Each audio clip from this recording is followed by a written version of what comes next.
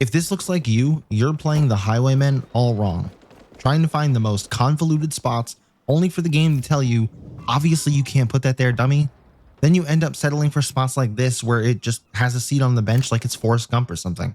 I'm here to help you with that and show you the best turret spots on Daytona for both Escort and Zone Control, including 2 invincible spots, 1 on each mode.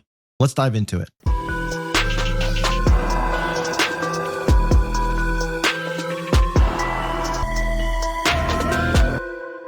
Hey guys, Nightfall here, and being the #2 player in the US with Highwayman faction playtime, I'm coming for you, Amazing. Don't slip up. I feel I'm pretty well equipped to give you some of the best spots on each map and each game mode to put these turrets down and basically give you free kills. I plan on making this an entire series and put them all into a playlist, so if you enjoy this type of content, make sure you hit that subscribe button, like the video, and let me know down in the comments what map you want to see me do next.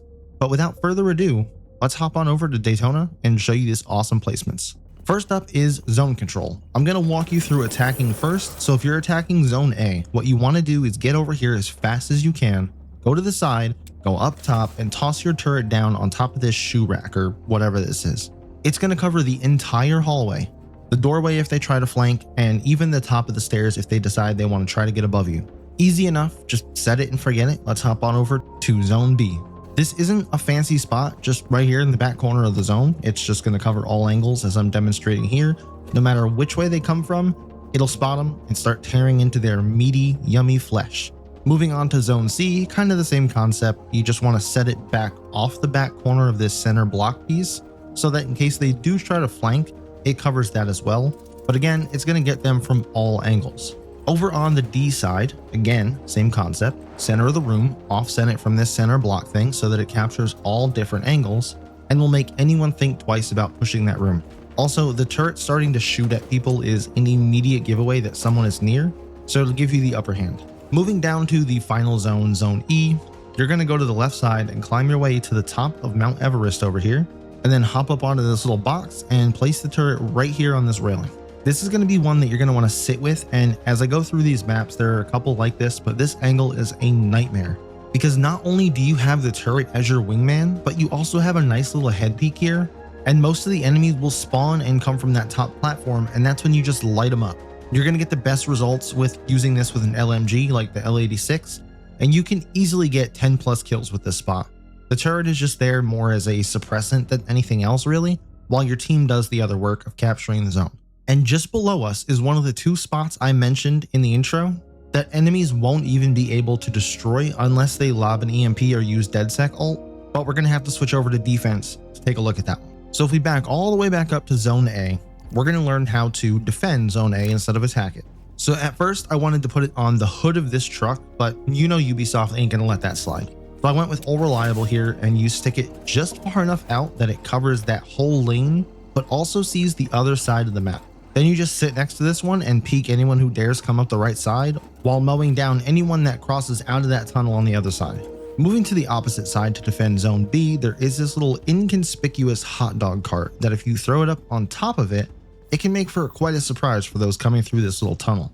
In addition to that, it provides enough cover for you to crouch behind, and even if you have to stand up to peek someone pushing you from the main street and shoot at them, the hitbox on the turret is so big that if a second person tries to push you from that small tunnel, they probably won't even be able to shoot you without first taking out the turret. But let's push ahead to Zone C now, and this one is similar to the attacking version of Zone C, except this time we're going to move it back just a little bit behind this wall. The point of this is that it's going to be out of sight and get a decent amount of damage on anyone who tries to push this zone. They might even need to change their undies if they come through this back hallway and round that corner to a turret. But that one's simple enough, self-explanatory. Let's head on over to the Red Room of Death, Zone D. And we're not going to put the turret in the room. Instead, we're going to prevent them from even getting to the room. Just outside of this zone is a corner planter, which is where our Jurassic Park escapee, Velociraptor of a turret, is going to hide. It covers the door and the street for anyone trying to push this zone. No need to sit near it, just set it and forget it. Maybe roam the middle of the street or even move yourself into the room before it and try to get some early kills before they even get to your turret. Now let's move on to the final zone, the moment you've all been waiting for, Zone E. As you jump down from the final spawn, you may have noticed these pastel colored Easter looking tires to the right, and there's a short stack of tires that was clearly meant to put a turret there. It doesn't look like it's going to do much, but it shoots through the tires if you place it right, and the enemies can't do anything about it. They won't even have a clue where they're getting shot from. My fellow highwayman here was in such awe that he got killed trying to figure out what the hell was happening. But that's enough of zone control. Let's switch on over to Escort and show you some of the better spots from start to finish on defense.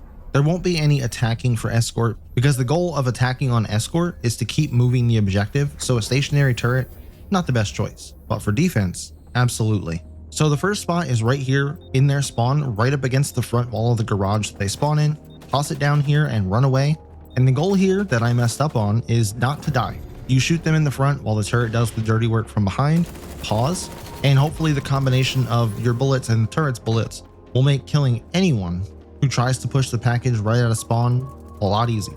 A little further up the road is an overturned van, and it's a great spot to just toss a turret up on it, as it'll cover literally all the way down the road, but also every other way they can come from. The road, the side hall, the side room, bottom floor, side room, top floor, it's got it all covered.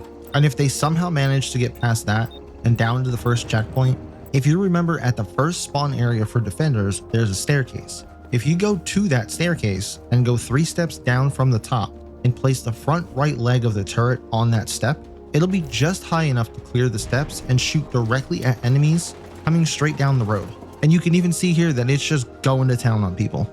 And then if they manage to get past that and they round that corner, everyone knows about the little sniper nest that sits here, but it's also a great place to throw a turret down. And you wouldn't realize that by just tossing it down and testing it at first. You'd think it's way too short to see over the edge, but that doesn't matter because it shoots through the wall anyway. You'll see, even though I get my dome piece taken off here, that it's still going in and getting kills from behind that wall, impervious to any of their bullets. And if they make it to the second checkpoint, there's a really big sign that sits dead center that it has to go around. If you just throw the turret up on the top corner of this sign, this is going to cover all angles coming out of the second checkpoint. And for our last and final spot for defending on Escort on Daytona is a familiar sight, the tire stack. What works on zone control on the final zone usually works well in the final stretch of Escort. So there you have it. All the best spots on Daytona for both zone control and Escort. If I missed any great spots, let me know down in the comments and throughout this video. You may have noticed I wasn't in the right spots of actually playing the game. Well, that's because trying to get footage of this stuff in a regular game without private matches is painful.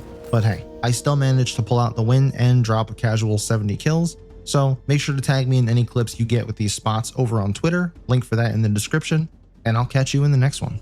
Damn, son, where'd you find this?